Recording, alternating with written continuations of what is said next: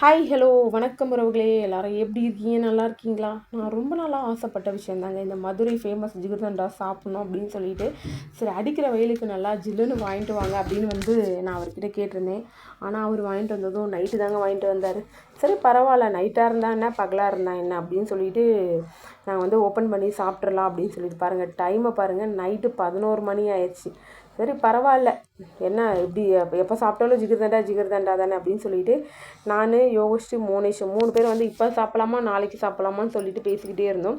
யோகஸ்ரீ மோனேஷும் இல்லைம்மா இப்போ தான் நம்ம சாப்பிட்ணும், இப்போ தான் சாப்பிட்டு நாங்கள் படுக்க போகிறோம், இப்போவே நீ ஓப்பன் பண்ணிடு எங்களுக்கு பிடிக்கும் அப்படின்னு சொல்லிட்டு அவங்களும் ஓப்பன் பண்ணிடுங்கனாங்க. சரி ஓகே, குழந்தைங்களே கேட்குறாங்களே அப்படின்னு சொல்லிட்டு நாங்களும் ஓப்பன் பண்ணோம்.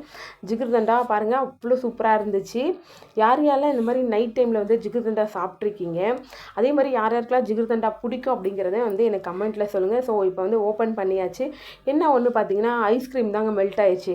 அடிக்கிற வெயிலுக்கு ஐஸ்கிரீம்லாம் அப்படியேவா இருக்கும்?